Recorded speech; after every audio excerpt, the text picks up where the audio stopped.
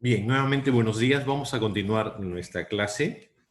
Les decía que en esta segunda parte, a propósito de los métodos de la filosofía del derecho, hemos visto ya el método inductivo, deductivo y sincrético, y también hemos explicado de manera breve lo que es el método dialéctico, el método logístico el método de indagación. Ahora nos toca ver otra clasificación de los métodos, ¿no? Se habla de otro criterio de clasificación y se habla de que existen métodos racionales por un lado y los métodos intuitivos, ¿no? Los métodos racionales son muy importantes, ¿no? Porque de alguna manera el saber filosófico, ¿no? Es un saber eminentemente demostrable del que siempre se puede dar razón. O sea, en filosofía lo importante es la demostración y se demuestra algo con argumentos, ¿no? Y para eso se necesita un método, una metodología para poder alcanzar nuestro propósito y luego para poder demostrar lo que estamos afirmando, ¿no? En eso consiste básicamente el método racional. Ahora, los métodos racionales, a su vez, se dividen en tres. El método mayéutico o la mayéutica, ¿no? Es uno de ellos. El método dialéctico, nuevamente, aparece acá como un método racional.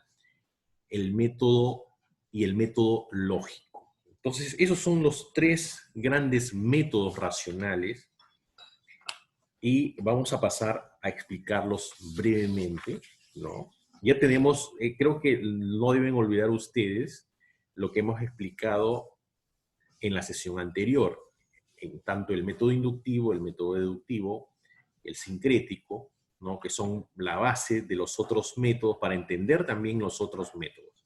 Entonces, el método mayéutico o la mayéutica es un método creado por Sócrates, ¿no? El maestro de Platón utilizaba la mayéutica.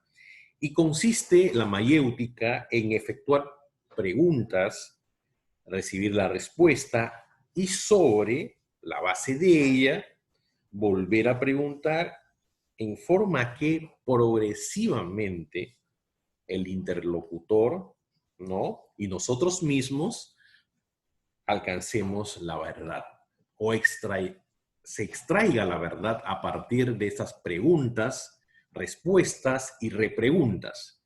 Eso era el método, el famoso método socrático, ¿no? El método mayéutico, ¿no?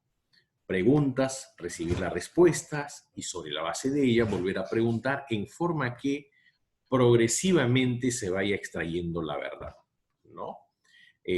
Sócrates creía que se creía en la inmortalidad del alma. Sócrates, lo mismo que su discípulo Platón. Y creía que al momento de nacer, por ejemplo, nosotros nos olvidábamos de las cosas, de las ideas que habíamos visto en este mundo ideal, ¿no? Y, por ejemplo, Sócrates en uno de sus diálogos trata de demostrar, me parece, en el Teetetos, trata de demostrar que todos sabemos matemática, ¿no?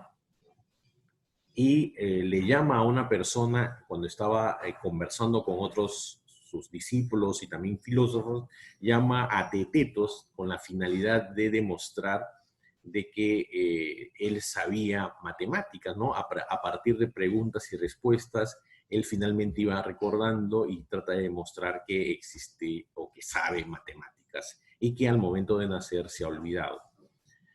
¿No? Entonces, en eso consiste el método mayéutico, ¿no? En efectuar preguntas, recibir respuestas, repreguntar, ¿no? Y a partir de ella vamos a ir alcanzando o vamos a ir extrayendo la verdad, ¿no? Vamos a ir encontrando el propósito o el fin que nos hemos propuesto. Entonces, esa es la mayéutica. El otro método es el método dialéctico, ¿no? Y que consiste en partir de una hipótesis primera, ¿no? Y luego ir mejorando a fuerza de las críticas que se le vayan dando, haciendo gracias a, ¿no? Se vayan haciendo gracias al intercambio de afirmaciones y negaciones, es decir, utilizando el diálogo. El método dialéctico es el método dialógico, ¿no? Es un método en donde ya hemos dicho anteriormente, en lo que se trata es de suprimir o de superar las contradicciones, ¿no? Se parte siempre de una afirmación, de una hipótesis, ¿no? Y en el trayecto de la investigación vamos a ir mejorando esta hipótesis, ¿no?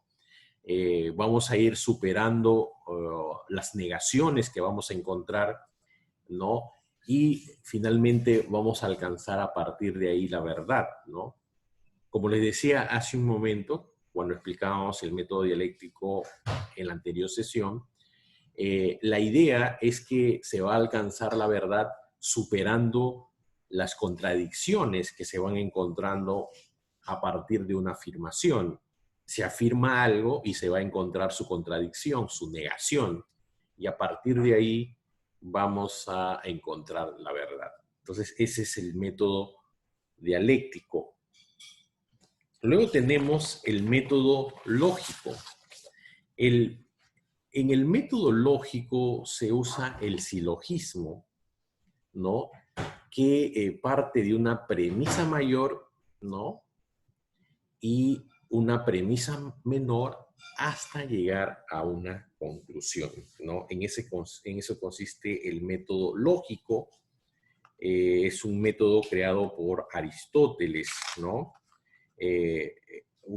Aristóteles utilizaba este método para hacer sus investigaciones, ¿no? No solamente en filosofía, no se olviden ustedes que Aristóteles es el creador de varias ciencias, ¿no? Entonces, él no solamente hacía filosofía, sino también hacía investigaciones de carácter científico, ¿no? En el momento que le tocó vivir en el mundo antiguo, en la Grecia antigua, ¿no? Entonces, en el método lógico se parte del silogismo, ¿no? De una premisa mayor, ¿no?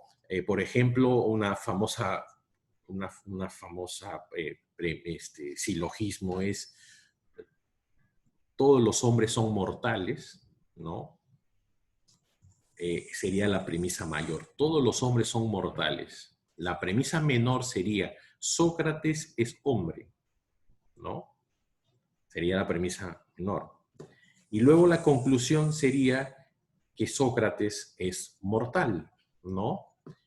En eso consiste el silogismo, ¿no? De una premisa mayor, ¿no? De una afirmación de carácter general, y luego encontramos una afirmación de carácter particular o menor para llegar a una conclusión. Y este ejemplo me acuerdo desde que estaba, no sé si en el colegio, en la universidad, esto de decir de que todos los hombres son mortales, Sócrates es hombre, por tanto, Sócrates es mortal, ¿no? Ese es el famoso silogismo, ¿no? El famoso método lógico, un método racional que fue utilizado por Aristóteles en el mundo antiguo, ¿no? Y también ha sido utilizado en la Edad Media por Santo Tomás o Tomás de Aquino, ¿no? Y por otros filósofos también que han recibido la influencia de Aristóteles, ¿no?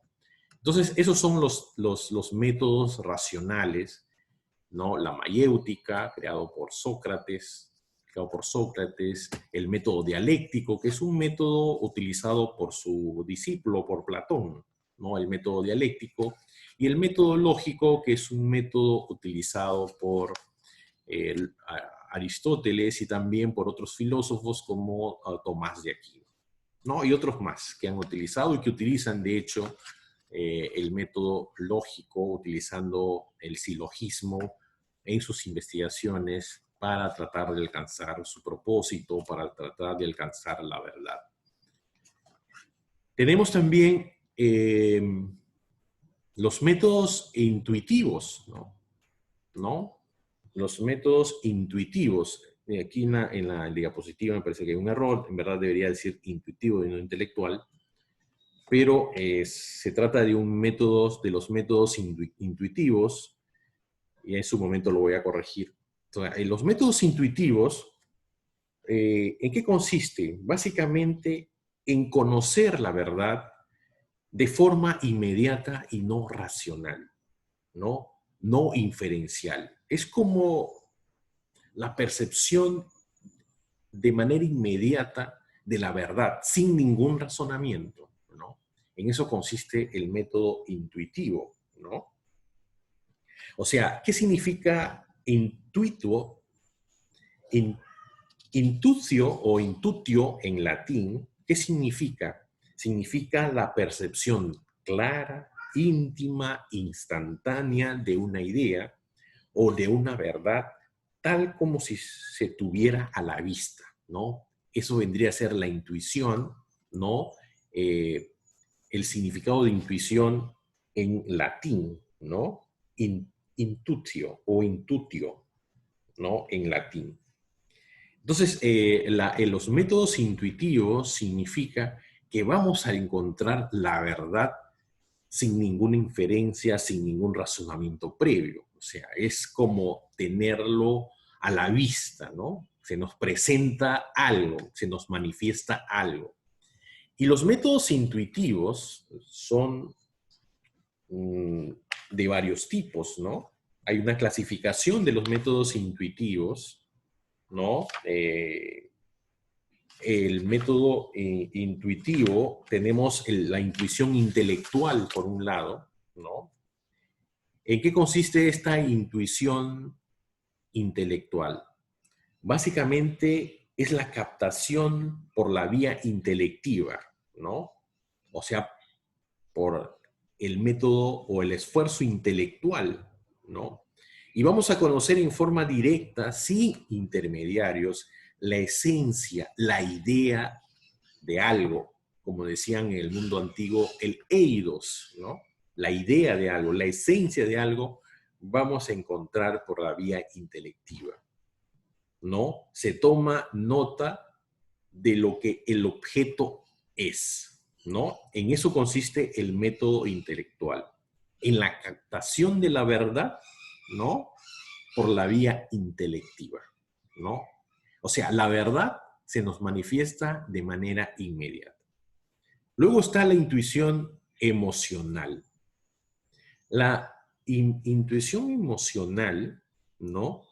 No tiene ya un carácter intelectual, sino un carácter emotivo, ¿no? Se orienta al objeto, pero no en su esencia, o sea, sino en su valencia, en lo que vale.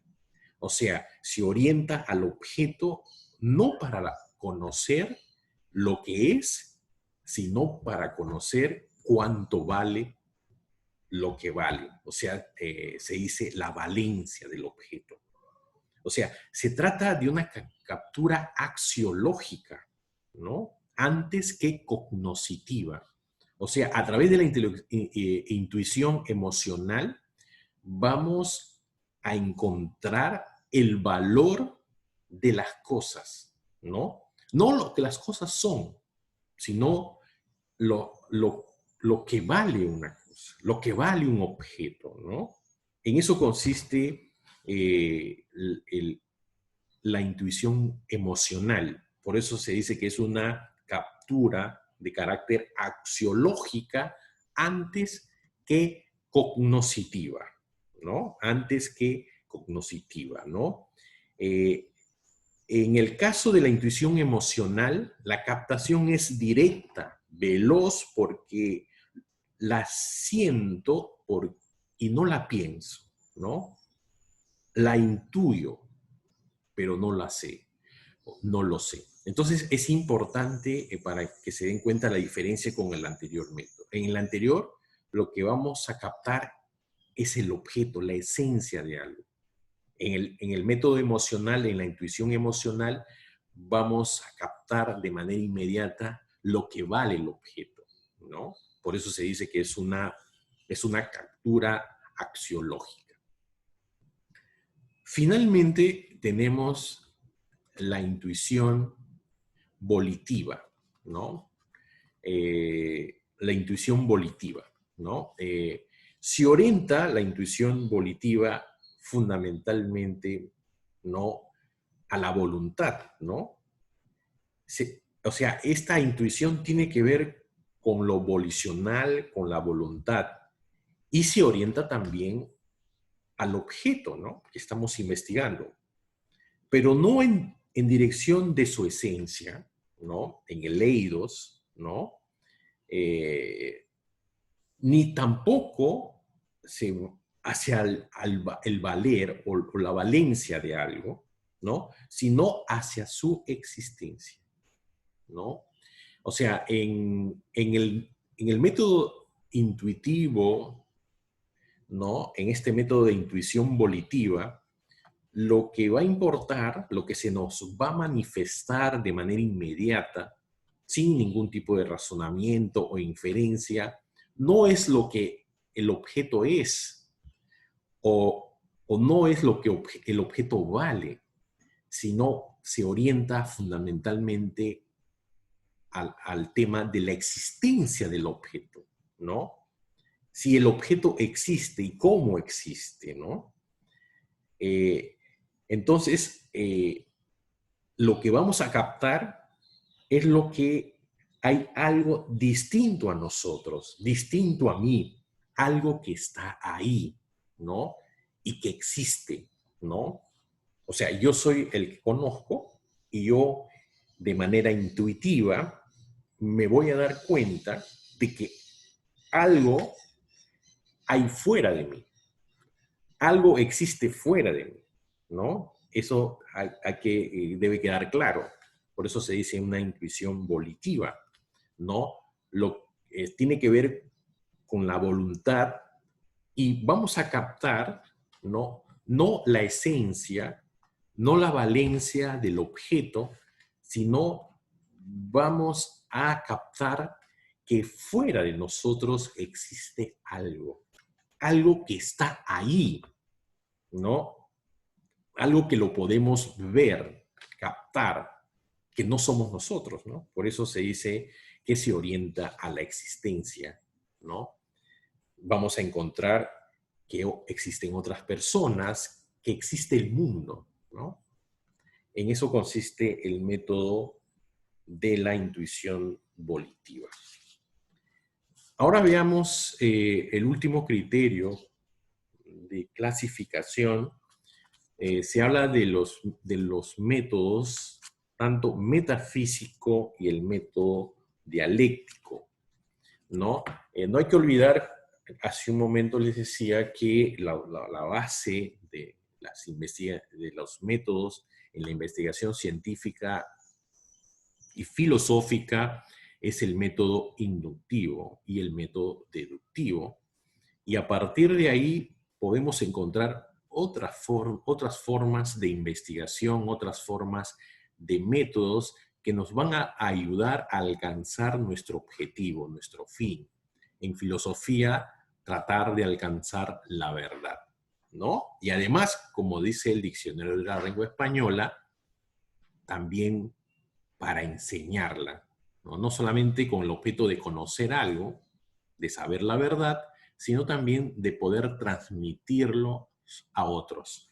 Entonces, el método, el último criterio de clasificación es el método metafísico y el método dialéctico. ¿En qué consiste el método metafísico? ¿No? Este método no se sigue la vía de la observación, se dice, ni la experiencia, sino se concluye considerando a los objetos, fenómenos, hechos como inmovibles. O sea, en el método metafísico la idea es que todo está estático. No hay nada, no hay nada que esté en movimiento, ¿no? ¿Cuáles son las características, por ejemplo, del método metafísico, ¿no? La idea es que tenemos a los hechos, a los fenómenos, como algo inmovibles, como algo que están ahí, que no tienen ningún movimiento y que de alguna manera ese método es lo que a partir de ahí se encontraría, ¿no?, una verdad. Entonces, las principales características del método metafísico es, en primer lugar, ceñirse al principio de identidad, ¿no? El mundo es y solo es, ¿no? Un mundo inmóvil, ¿no? Principio de identidad. A es igual a A. Luego está, la segunda característica es el aislamiento de las cosas, sin advertir su concatenación, ¿no? O sea, las cosas están ahí y no se concatenan con nada más, no se relacionan con otras cosas que hay en el mundo. La tercera característica del método metafísico es que, o sea, de lo anterior, ¿no?, del aislamiento de las cosas, se observa que cualquier hecho o fenómeno es él y no otro, y así será en forma indefinida e inalterable. Y la otra característica, la cuarta característica del método metafísico es la oposición de los contrarios, ¿no? Se la ve como algo irracional, no natural. Imposible, se dice en el método metafísico, que a partir de contradicciones se pueda alcanzar la verdad, nos pueda dar la verdad, y de alguna manera tampoco vamos a alcanzar a obtener principios, ¿no? O sea, la oposición de los contrarios se la ve como algo irracional, no natural, imposible de conducir a la verdad, ¿no? Y es inaceptable que se lo tome como principio.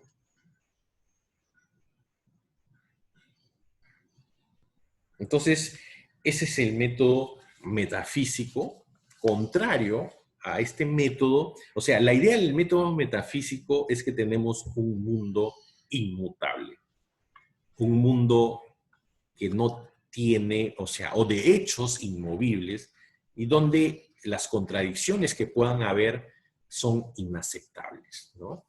Cuando el siguiente método parte de las contradicciones, ¿no?, para superar las contradicciones, para alcanzar la verdad. Entonces, el método dialéctico sí acepta las contradicciones, y a partir de las contradicciones que hemos visto, de suprimir las contradicciones, vamos a alcanzar la verdad, ¿no? Entonces, ¿en qué consiste este método? ¿No? Se toma en cuenta que todo cambia, que todo está en movimiento, en desarrollo, ¿no? Este método dialéctico ya lo utilizó en el mundo antiguo Heráclito, ¿no? Heráclito, después lo va a utilizar el mismo Platón,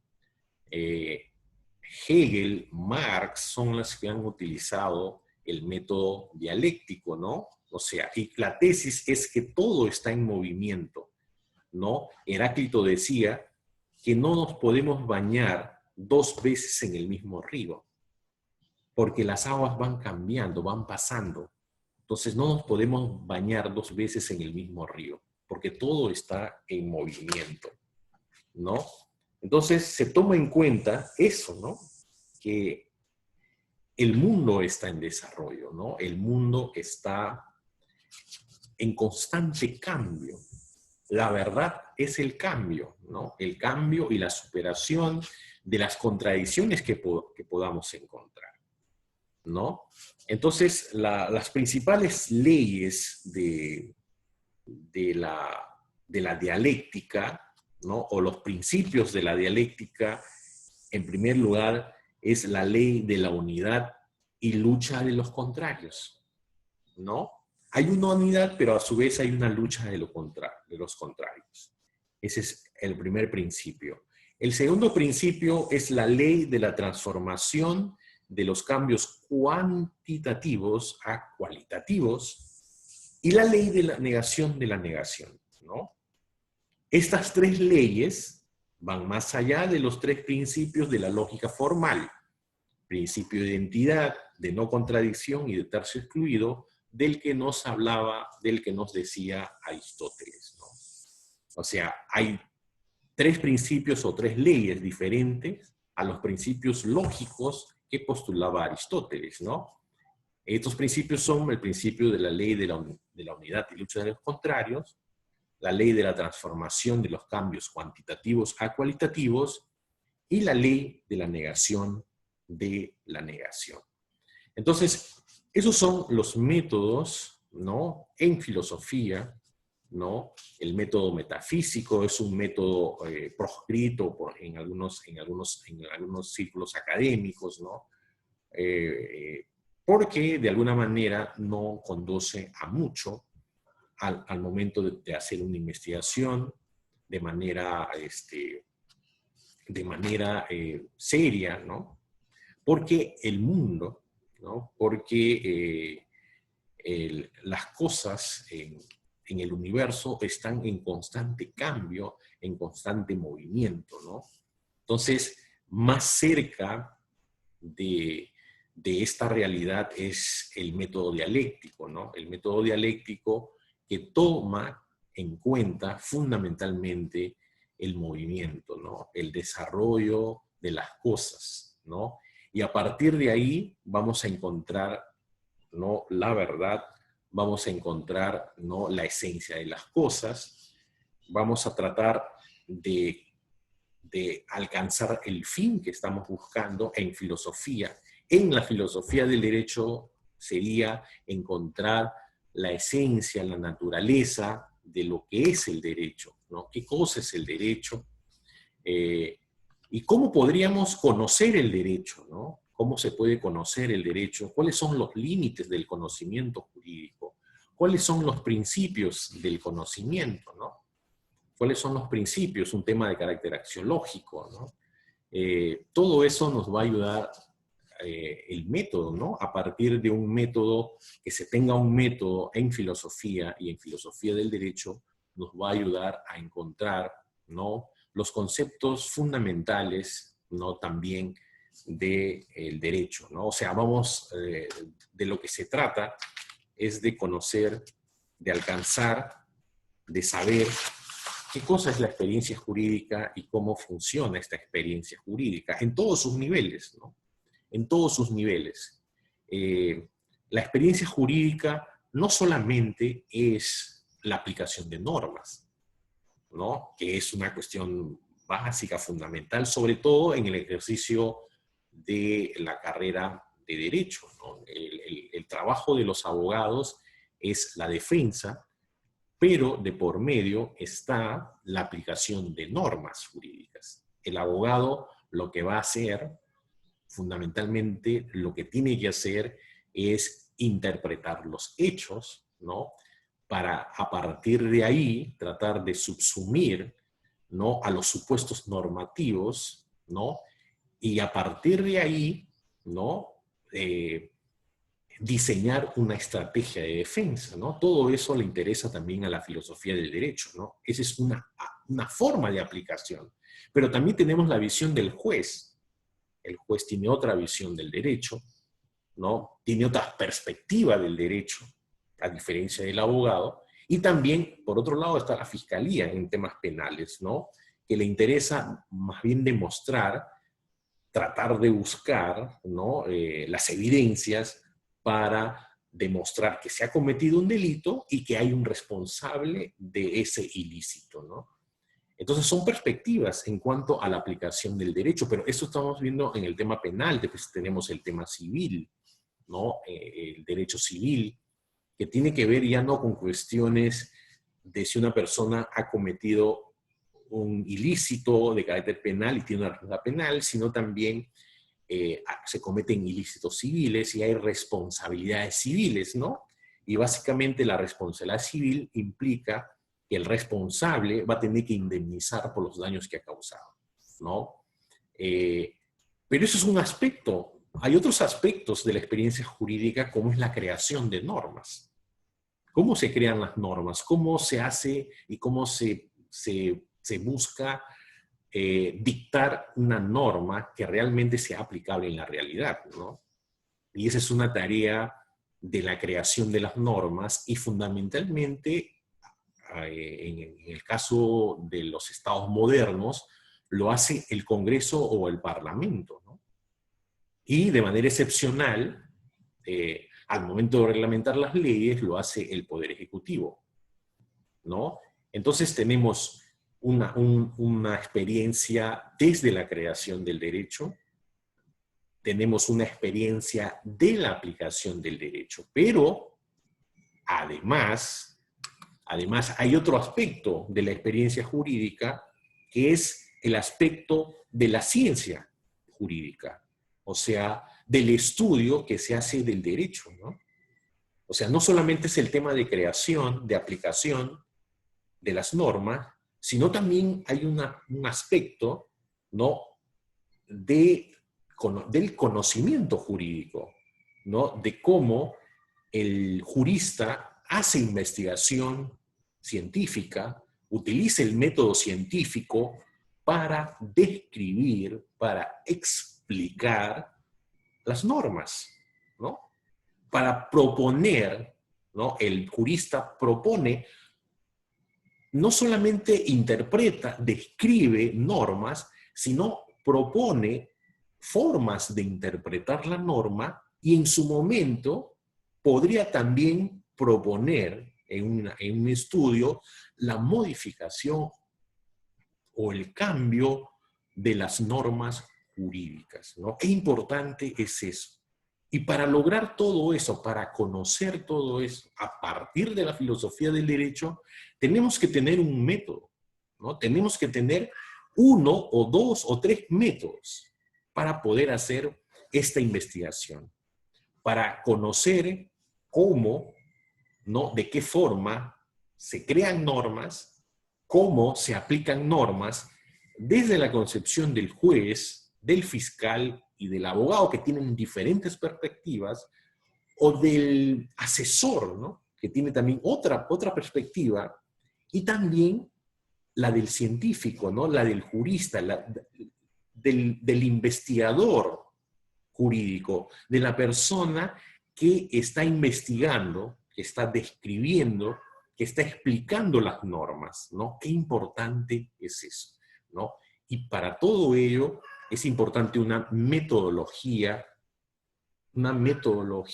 del, una metodología del derecho. Una metodología, perdón, sí, una metodología en el derecho, una metodología en la filosofía, y se necesita una metodología en la filosofía del derecho, que son los métodos de la filosofía. Entonces, tenemos 3 minutos, no sé si tienen alguna pregunta o algún comentario de, el tema de hoy.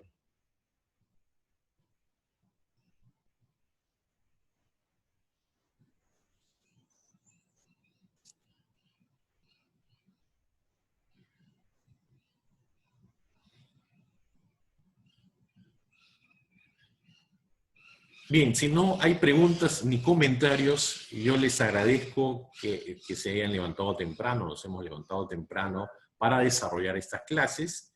Entonces, en la siguiente sesión, el día jueves, vamos a seguir con el segundo seminario. No sé si la delegada me puede decir quién es el responsable de del segundo seminario.